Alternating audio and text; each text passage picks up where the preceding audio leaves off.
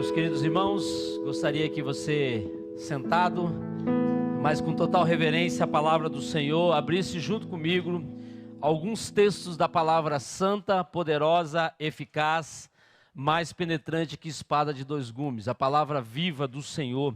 Primeiramente, 2 Coríntios 5, 7. Esse texto está num conjunto de outros dois versículos, ou seja, em 2 Coríntios 5, de 6 até o 8, mas faço menção primeiro aqui no versículo 7. Estamos falando nesses últimos dias muito sobre o futuro da nossa nação, o futuro dos nossos valores, os princípios que defendemos, os futuros das nossas organizações, o futuro das nossas crianças, o futuro das famílias.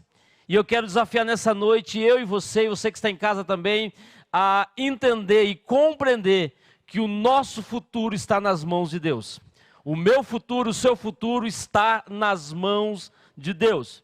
E mesmo que talvez alguns não entendam, ou talvez não compreendam, mesmo assim, para aqueles que não professam a fé em Jesus, ainda assim o futuro está nas mãos do Senhor. Porque Ele é o Senhor do tempo, Ele é o Senhor da história, Ele é o Senhor de todas as circunstâncias, Ele é o Senhor da nossa vida. Obrigado, Isaac.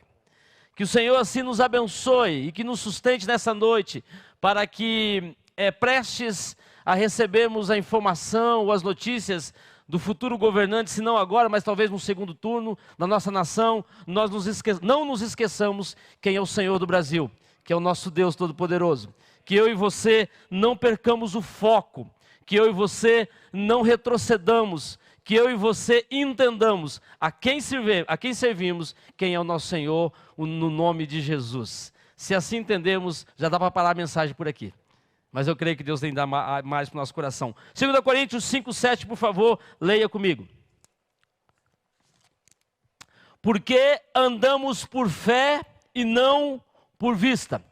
A Nova Versão Internacional diz assim: porque vivemos por fé e não pelo que vemos. E poderia talvez até parafrasear, não por aquilo que ouvimos. E esse texto, como disse, está num conjunto de outros 3 versículos. Em 2 Coríntios 5, de 6 a 8, eu leio agora, diz o seguinte: portanto, sempre que houver a expressão portanto no início de um texto, ele está fazendo menção ao que vem atrás, o que vem antes ou que antecede, ou entretanto, portanto, assim sendo. Então, para entender esse versículo, tem que entender o que está por trás, antes dele, e também o que vem na sequência. O que Paulo quer chamar a atenção aqui, vou ler primeiro os versículos, depois levo a cada um de nós a entendermos isso. Portanto, temos sempre confiança e sabemos que, enquanto estamos no corpo, estamos longe do Senhor. 2 Coríntios 5, 6.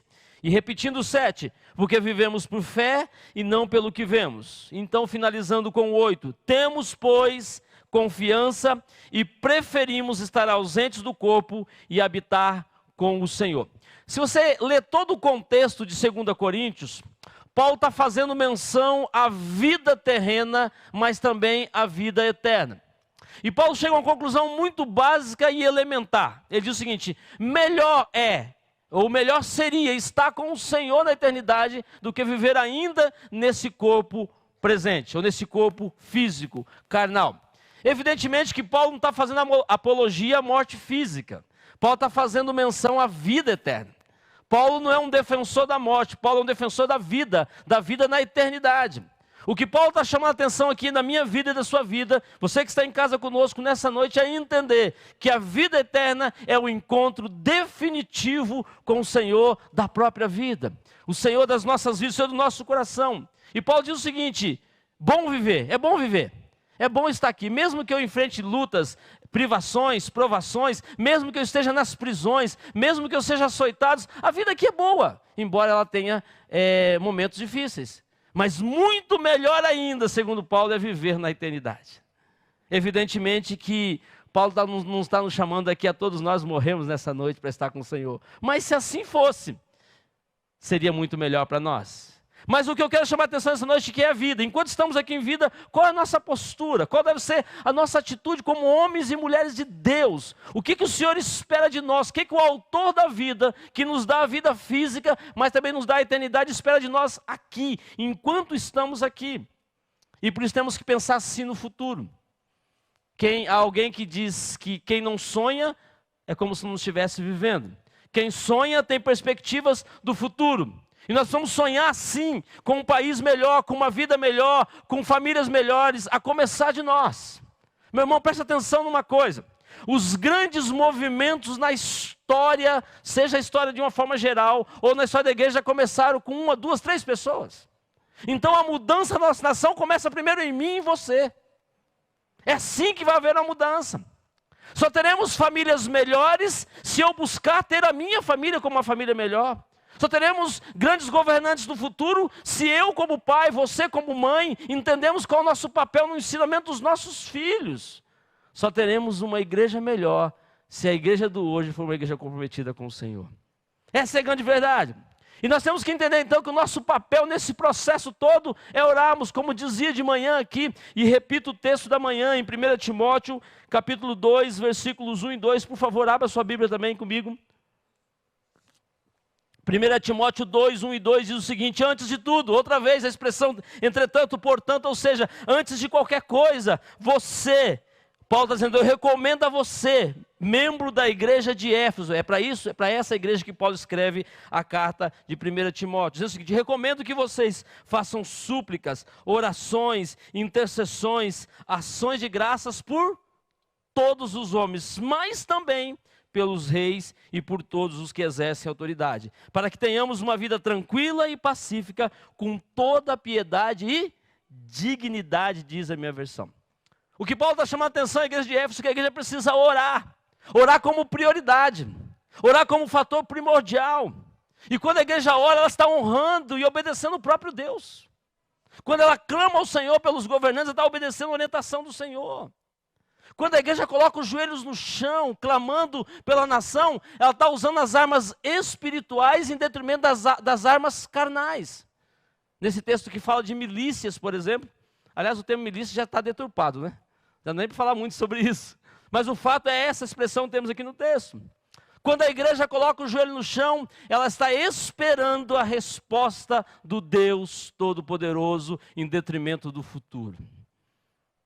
Pastor, mas eu tenho que agir? Sim, eu tenho que agir. Eu dizia de manhã que eu e você tínhamos a oportunidade, o privilégio, o compromisso de exercermos a nossa cidadania. É para isso que estamos aqui. E é um compromisso que nós temos.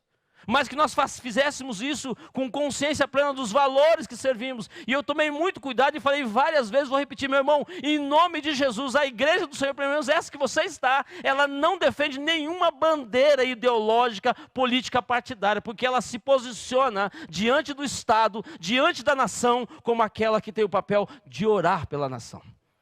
Esse é o processo de Deus, é isso que Deus espera de mim e de você. Essa igreja que ora é uma igreja que crê que tudo está debaixo do controle de Deus, tudo.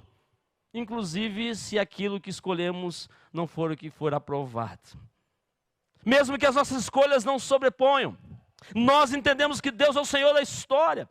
Quando a igreja ora, ela entende que a melhor forma de impactar vidas é com os joelhos no chão, de influenciar uma sociedade é clamando a Deus para que hajam homens melhores, mulheres melhores, que dependem da graça de Deus. A igreja de Éfeso precisava aprender que a oração, antes de qualquer coisa, era um ato de obediência ao Deus Todo-Poderoso. E é isso que Paulo vai concluir, então, esse contexto de 1 Timóteo 2, dizendo o seguinte: que se Deus é o Senhor de todas as coisas, se Deus é quem coordena tudo, nada está alheio à vontade de Deus, porque Deus é o Senhor do tempo e nada acontece sem a sua permissão. E aí? Como é que ficamos diante disso? Pastor, mas se aquele candidato que eu escolhi, se aquelas posições que eu defendo, aquele candidato que professava esse tipo de posicionamento não ganhar, como é que fica a nação? Deus continua sendo Deus. Ou nós não cremos nisso. Ou talvez sejamos só exemplificadores de uma retórica religiosa. Talvez até pessoas que confiantemente declaram que Deus é o Senhor, mas não cremos que Ele vai cuidar da história da nossa nação. Irmãos, em nome de Jesus, Deus continua sendo o Senhor da nossa nação, em nome de Jesus. E ai daquele que vai contra o Senhor. Melhor seria não ter nascido. Mas isso que a Bíblia nos apresenta. Então qual é o nosso papel diante disso? O que Paulo quer falar então quando está dizendo lá em 2 Coríntios 5,7 que nós andamos por fé e não por vista? Ele está dizendo o seguinte: mesmo que tenhamos hostilidade, mesmo que enfrentemos animosidade, mesmo que sejamos ameaçados, mesmo que haja oposição e perseguição, nós andamos por fé e não por aquilo que vemos e, parafraseando, por aquilo que ouvimos. Ou você acha que uma pessoa, nesta pessoa, seja ela qual for, e por favor, eu dizia para os irmãos de manhã, eu fiz um desafio de manhã aqui: não brigue com a tia do WhatsApp. Eu fiz um desafio, tá bom? Sabe aquela tia do WhatsApp, ou o tio do WhatsApp, que quando começa alguma coisa, ele já começa a brigar? Tem alguém assim? No meu tem uns 200.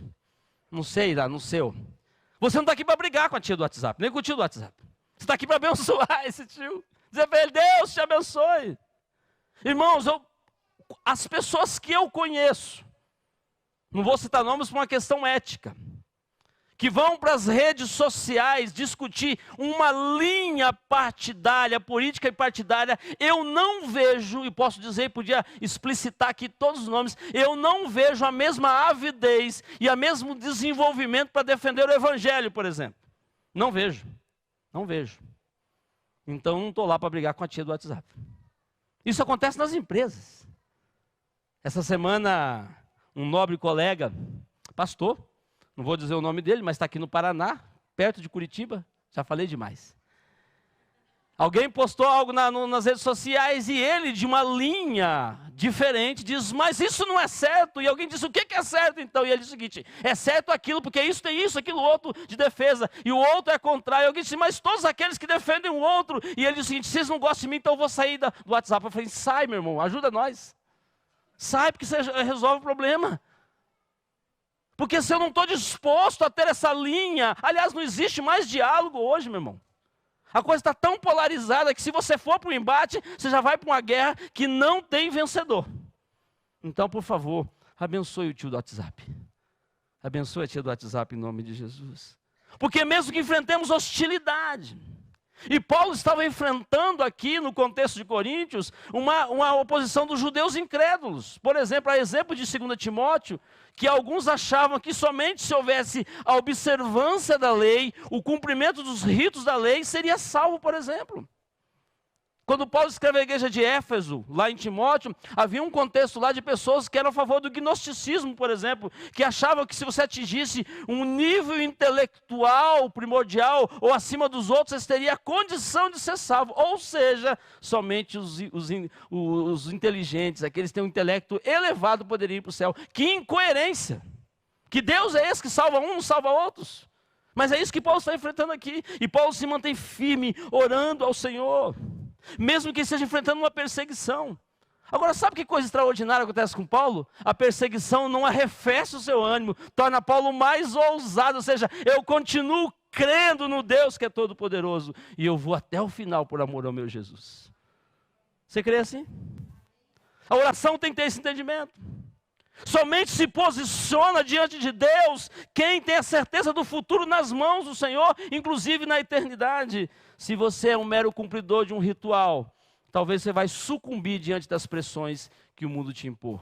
Mas em nome de Jesus, continue firme. Paulo vai dizer: tenha bom ânimo, continue firme. Diz isso em 2 Coríntios 4, 17 a 18, diz o seguinte: porque a nossa fé, a nossa leve e momentânea tribulação produz para nós um peso eterno de glória, 2 Coríntios 4, 17.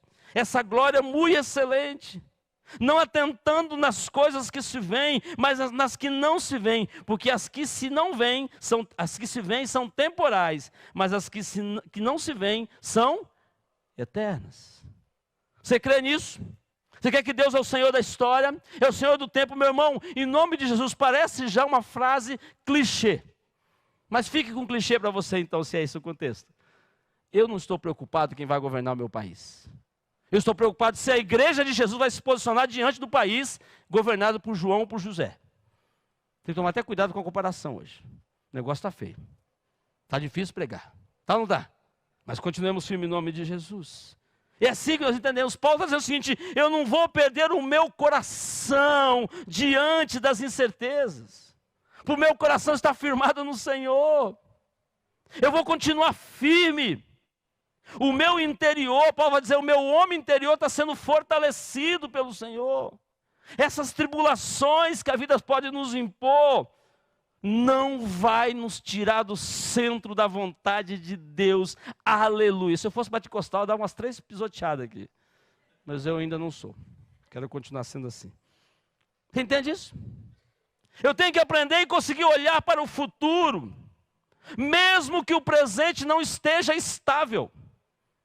Eu tenho que olhar para o futuro mesmo que as circunstâncias não sejam favoráveis. E se elas forem, mesmo assim continuar crendo no meu futuro nas mãos de Deus. Ou você acha que se o João ganhar, está tudo certo. E se o José ganhar, está tudo errado. Preste atenção. Olha para a palavra do Senhor. A chamada de Paulo nesses textos é para vivermos alegremente num mundo aguardando que quando formos para a eternidade, lá sim, o governante total, o Senhor da história, o Rei dos reis, o Rei de todas as coisas, nos dará a oportunidade de louvá-lo. Santo, santo, santo é o Senhor dos exércitos. Lá não terá partido, em nome de Jesus. E eu vou cantar no coral celestial do lado da minha mulher. Desafinado. Bem feito para ela. O corpo lá vai ser transformado, vai que a voz também transforma, né, Cristian? Não é? Vai que melhora a voz. Isso não melhora o canto desafinado também. O texto não vai dizer que eu vou conhecê-la na eternidade, mas se eu pudesse, eu cantaria do ladinho dela e não sairia do lado. Meus filhos falam, pai, continua só pregando. Eu vou continuar pregando. Em nome de Jesus, esse é o princípio que deve nos nortear. 2 Timóteo 1,12, por favor, abra aí. Olha o que esse Paulo está falando aqui. Nós sabemos, estão falando de um homem que depois de Jesus é o homem mais proeminente do Novo Testamento, e evidentemente que não por grau de importância, mas por grau de atuação. Paulo, aquele que outrora era Saulo, ele diz o seguinte em 2 Timóteo 1,12. Porque eu sei em quem tenho crido, o que mais? E eu estou certo de que ele é o quê? Poderoso para guardar o meu tesouro até o dia final, ou até aquele dia, diz algumas versões. Em Filipenses 1,6, Paulo diz o seguinte, que aquele que começou a boa obra vai fazer o quê? Vai completá-la até o dia de Cristo Jesus. Você ainda está em construção. Dê glória a Deus por isso. Porque se tivesse acabado aqui, talvez não passaria no crivo, né? Não da salvação, porque a salvação está em Jesus. Entenda isso. Ou seja, a igreja que Paulo escreve em Filipenses, em Coríntios, e no caso aqui a igreja de Corinto que estamos citando, não era uma igreja perfeita. Era uma igreja que teve grandes problemas. E no caso de Corinto, problemas morais, problemas espirituais. O que Paulo está chamando a atenção à igreja de Corinto, remetendo lá a 2 Coríntios 5,7, que a igreja não podia se vangloriar, ou olhar para as suas circunstâncias, mas tinha que ter um referencial de fé, uma determinação para seguir, um trilho a caminhar, porque o Senhor é referência, o Senhor é o Senhor do futuro, e eu preciso aprender, a igreja precisava aprender a olhar para o Deus Todo-Poderoso. Filipenses 2, 14 e 15 diz o seguinte, Filipenses 2, 14 e 15, fazer todas as coisas sem murmurações, sem contendas, para que você prove e torne irrepreensíveis e sinceros. Ou seja, aprovado, irrepreensível e sincero. Como filhos de Deus, acima de qualquer suspeita, no meio de uma geração corrompida e perversa. Parece com os dias de hoje? Sim ou não? É grande verdade. Entre a qual aparece como luzes no mundo, ou seja, a manifestação da igreja de Jesus no mundo em trevas. A Bíblia diz para mim e para você que o Senhor procura verdadeiros adoradores, que adoram o Pai em espírito e em... porque é esses que o Pai procura. A igreja precisava ser uma igreja irreprimível, uma igreja que entendia que os princípios eram os princípios do reino. E quem está falando aqui é um homem que tinha a sensação eminente de morte. Um homem que estava pronto a morrer em qualquer momento. E ele escreve essa carta em prisão domiciliar, lá em Roma. Você sabe disso muito bem. Você estuda a Bíblia. Nós sabemos que Paulo vai 2 vezes preso lá em Roma. E uma das prisões é a prisão domiciliar, porque ele era também cidadão romano, embora vinha de uma linhagem judaica. Ele se aproveita dessa condição que tinha. Mas além disso, Paulo estava acorrentado a um soldado romano para que não pudesse fugir. E sabe o que Paulo faz? Ele não reclama do governante. Ele não diz que Nero era um tirano, como de fato era, por exemplo. Ele manda a igreja de Éfeso orar por Nero, o tirano, o cruel, o matador dos cristãos. E acorrentado lá no soldado romano. Ele se aproveita da sua situação, não para se vangloriar, mas para determinar em quem ele cria. Ele prega a palavra do Senhor. O coração de Paulo era cheio de alegria. Aleluia. O seu coração está cheio de alegria em meio às dores que você enfrenta? Você tem confiança em um Deus Todo-Poderoso? Você sabe que a vontade dele está estabelecida? Você sabe que em meio às incertezas e dificuldades da vida, Deus chama você a ter alegria, como Paulo fala, por exemplo, em Filipenses. Você tem a compreensão que mesmo com as lutas espirituais, Deus te chama a ser um homem, uma mulher alegre. Você tem entendimento que mesmo que o caminho seja difícil, e longo e árduo, você tem que ter alegria. Alegrei-me, como disseram, vamos à casa do Senhor, diz o salmista. O chamado de Deus, como está em Filipenses 1, 21 a 23, o texto clássico diz o seguinte: para mim o viver é Cristo e o morrer é ganho. Eu estou duramente pressionado em ambos os sentidos, tendo o desejo de partir e estar com Cristo, o que é muito melhor, mas enquanto estou aqui, o meu coração tem a alegria, mesmo em meio às lutas. Paulo é um homem que anseia ou ansiava a ressurreição. Volto a dizer, não porque Paulo está querendo morrer. Paulo queria viver, porque ele entendia o seu papel, a sua missão. Mas ele entendia que se Deus o levasse, não era o fim, mas era o começo da vida eterna. É isso que Paulo entende. Por isso que ele vai dizer que se ele partisse para a eternidade, era uma libertação da escravidão, da corrupção, por exemplo, em Romanos 8, 21. Paulo estava esperando a redenção do corpo, como diz em Romanos 8, 23. Paulo entende que se Deus o levasse para a eternidade, ele não estaria mais preso à fraqueza física, os defeitos humanos, estava livre da escravidão e pronto para adorar a Deus Todo-Poderoso. Mas enquanto estivesse em vida, ele queria viver com toda a intensidade. Olhando para esses textos, eu lembro dos conselhos de Paulo a Timóteo. Paulo dá alguns conselhos para Timóteo, e eu quero citar 5 deles, tá bom? Muito rapidamente. Em 2 Timóteo 1,8, Paulo está aconselhando Timóteo. 2 Timóteo 1,8 diz o seguinte: portanto, não te envergonhe do testemunho de nosso Senhor, nem de mim que sou prisioneiro seu. Antes participa das aflições do Evangelho segundo o poder de Deus. Ou seja, Timóteo, participe do sofrimento do Evangelho ou pelo Evangelho. O segundo conselho de Paulo a Timóteo está em 2 Timóteo 1,13. Conserva, Timóteo, o modelo das sãs palavras, que de mim tens ouvido, na fé e no amor que há em Cristo Jesus. Ou seja, Timóteo, continue firme. Firme na sã doutrina, firme na palavra, firme nos princípios, firme nos valores. O terceiro conselho de Paulo a Timóteo está em 2 Timóteo 2, 22. Foge também dos desejos da mocidade e segue a justiça, a fé, o amor e a paz com os que com um coração puro invoca ao Senhor. Ou seja, Timóteo, fuja das paixões, fuja dos desejos da juventude ou de uma vida distante de Deus. Quarto conselho de Paulo a Timóteo, 2 Timóteo 2, 23 e 24. E rejeita, e aqui, meu irmão, isso tem muito a ver conosco nos dias de hoje, tá? Por favor, entenda isso aqui. E rejeita as questões loucas e sem instrução, sabendo que produzem contendas. E ao servo do Senhor não convém contender, mas sim ser manso para com todos, apto para ensinar e sofredor. Tem a ver com os dias de hoje? Sabe o que tem me entristecido? E eu não digo isso como um dos pastores do colegiado dessa igreja, eu digo isso como um servo do Senhor. Irmãos em Cristo, que dizem professar fé em Jesus, e eu não posso questionar a vida de ninguém, não tenho esse direito diante de Deus, mas não posso julgá-lo. Que diante dos embates, seja ele por questões pequenas, e também nesse tempo, nas questões políticas, chegam a falar palavrões nas redes sociais. Sai do centro, como dizia o bom mineiro, sai do prumo. Que vergonha, lastimável, terrível. Como é que pode de uma boca proferir bênção e maldição? Como é que pode uma pessoa que ama Jesus agir com desamor?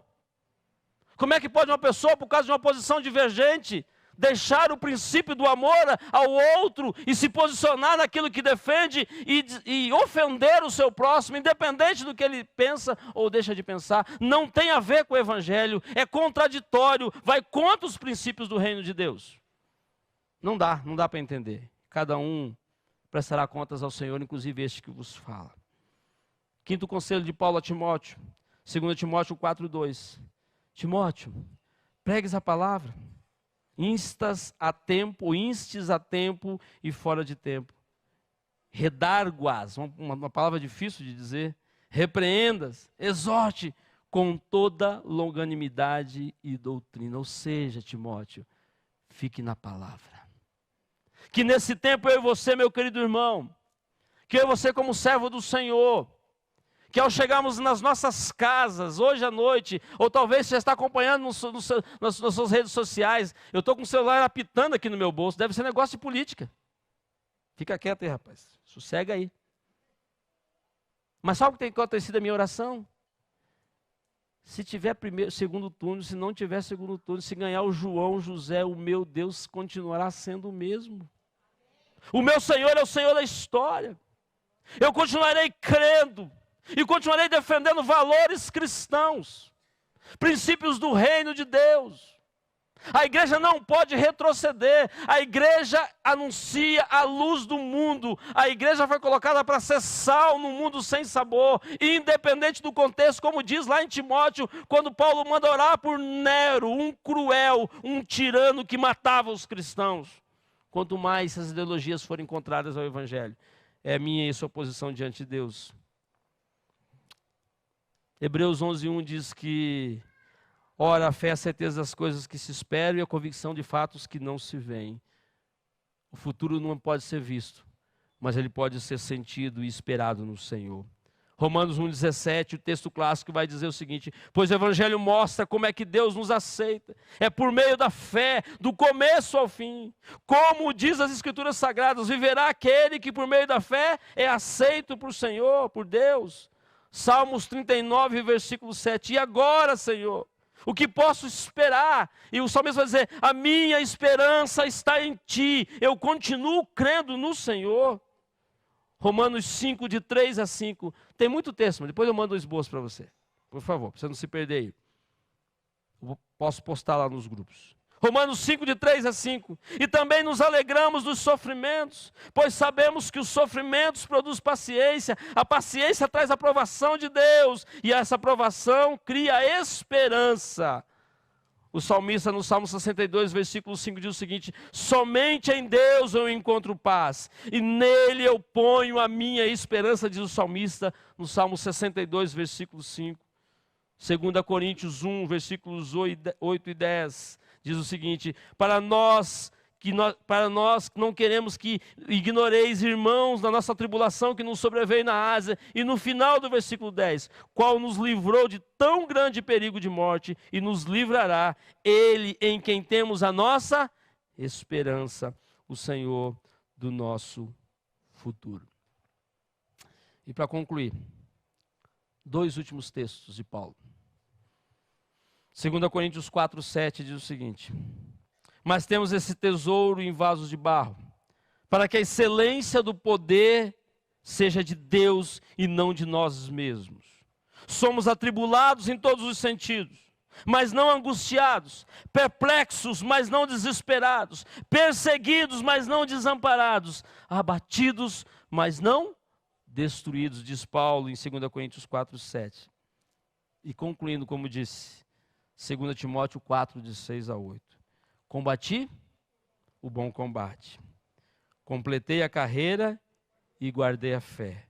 No futuro não é reservado para mim a minha coroa de justiça, que o Senhor justo juiz me dará naquele dia, e não somente a mim, mas também a todos quantos amam a sua vinda. O Senhor é o Senhor do meu e do seu futuro. Meu irmão, em nome de Jesus, nós precisamos continuar crendo que o Senhor ama a nossa nação. O nosso papel como crentes em Jesus não é irmos nos degladiar por causa de posições políticas contrárias.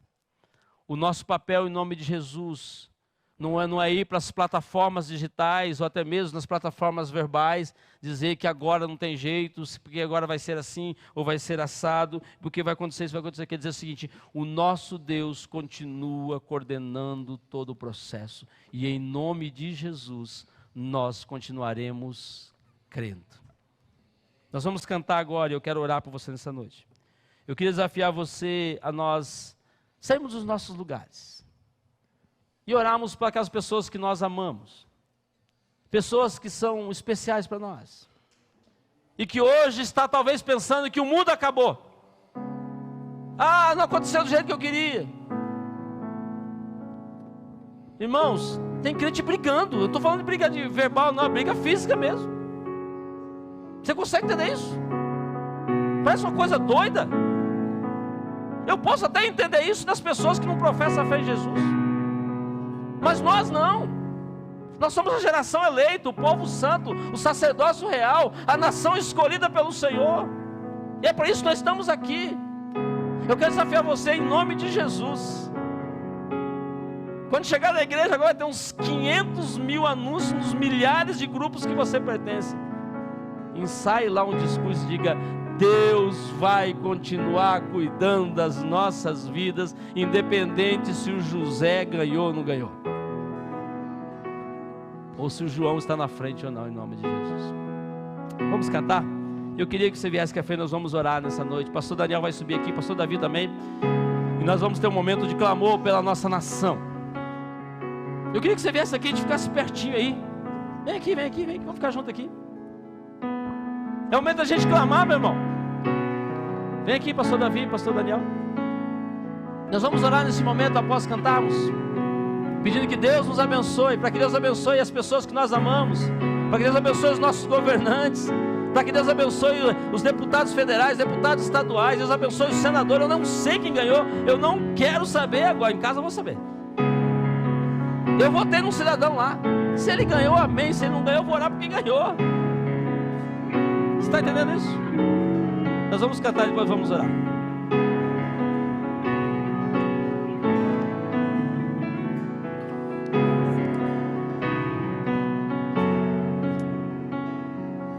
Você me chama pra caminhar no firme fundamento do que não se vê, o real, invisível, que me faz ir além do que é tangível. Não pelo que vejo, mas pelo que creio eu. Fixo os meus olhos do Autor e Consumador da minha fé.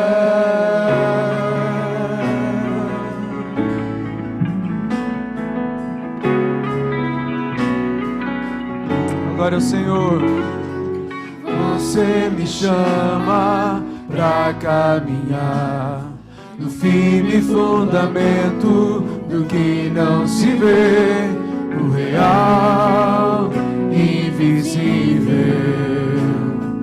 que me faz ir além do que é tangível. Pega suas mãos e declare: não pelo que vejo, mas pelo que creio eu. Fixo os meus olhos no Autor e Consumador da minha fé. Não pelo que vejo, mas pelo que creio eu. Fixo os meus olhos no Autor e Consumador da minha fé.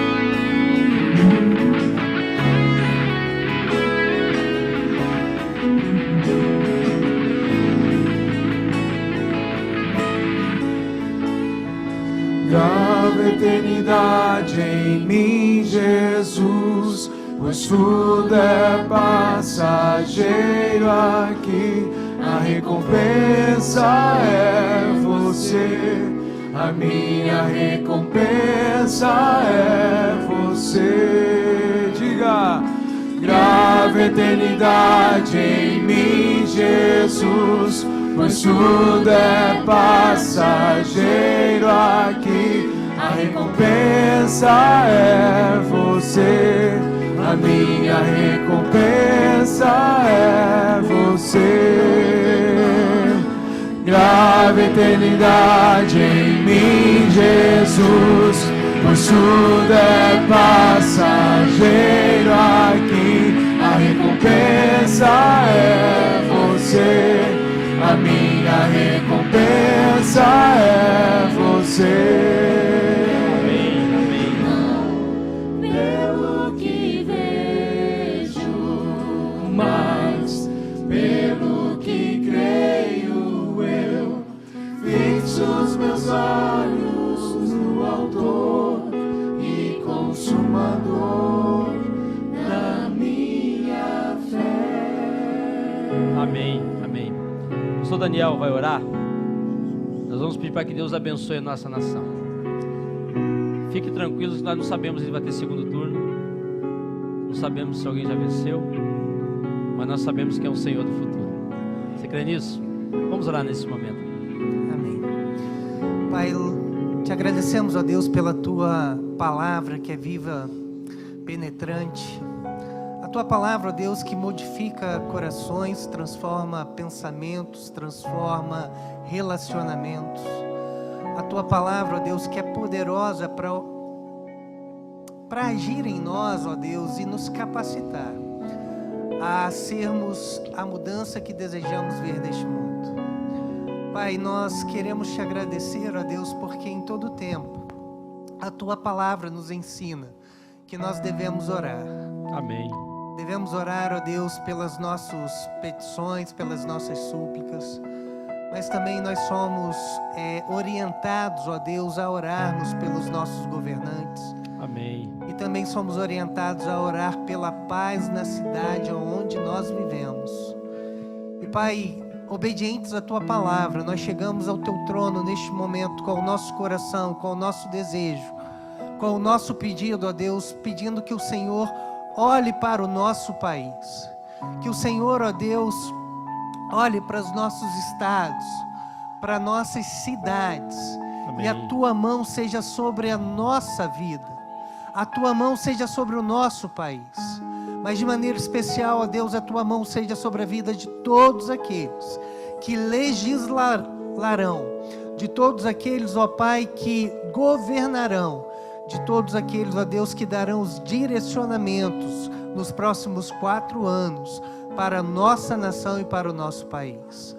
Ó Pai, nós queremos pedir as Tuas bênçãos, Pai, sobre todos aqueles senadores eleitos no dia de hoje.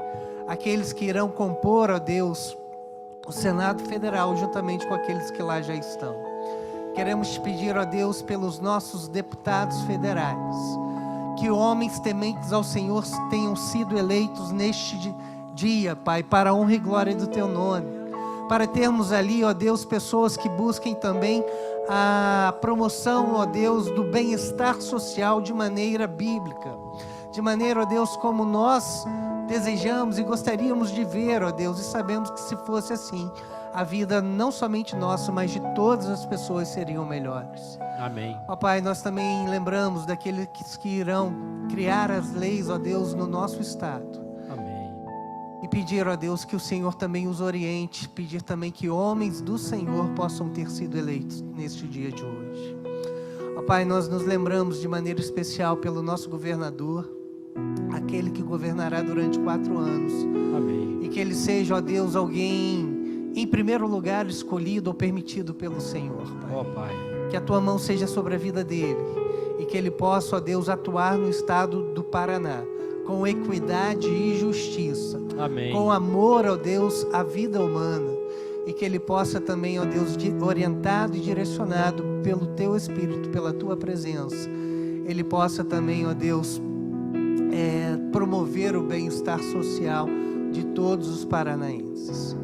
E a mesma oração, de maneira especial, nós fazemos por aquele que governará o nosso Brasil, pelo presidente que será eleito ou já foi eleito, não sabemos, mas o Senhor já sabe, e o Senhor já tem os Teus planos para agir também pela vida dele, na vida do nosso país. Amém. Ajuda-nos, ó Pai, como igreja do Senhor, a trabalhar pelo bem-estar social, mas ajuda-nos, ó Pai, a colocar o nosso olhar, a nossa fé, a nossa alegria e a nossa esperança no Teu Filho Jesus. Amém. No bem que Ele faz, ó Deus, a cada coração. E assim, ó Deus, como Paulo nos ensinou, que nós possamos colocar tudo aquilo que inquieta o nosso coração diante do Senhor, para que a paz de Cristo domine e habite a nossa mente e o nosso coração. Amém. Sabemos que só teremos um país melhor se tivermos homens e mulheres que governem e legislem de acordo com a Tua vontade, Em nome de Jesus. de acordo com o Teu querer. Que assim se cumpra em nosso país, para a honra e glória do Teu nome. Louvado seja o Senhor, exaltado seja o Teu nome, pela nossa vida, pelas nossas palavras, pelas nossas ações. E colocamos, ó Pai, os nossos irmãos que estão aqui à frente neste momento. O Senhor conhece os seus corações, o Senhor conhece as suas necessidades, o Senhor conhece os seus pedidos. E nós te pedimos, ó Deus, que com o poder que só o Senhor tem, o Senhor haja, ó Deus, em cada vida, em cada família, em cada história. E mude, ó Deus, histórias nessa noite para a honra e glória do Teu nome. Amém. E transforme, ó Deus, vidas. E transforme pessoas para que sejam cidadãos e cidadãs melhores para a honra e glória do Teu nome, para a glória do Senhor Jesus. Assim, Pai, nós oramos, entregamos e agradecemos no nome do Teu Filho Santo amado, Jesus Cristo. Amém. Amém. E amém.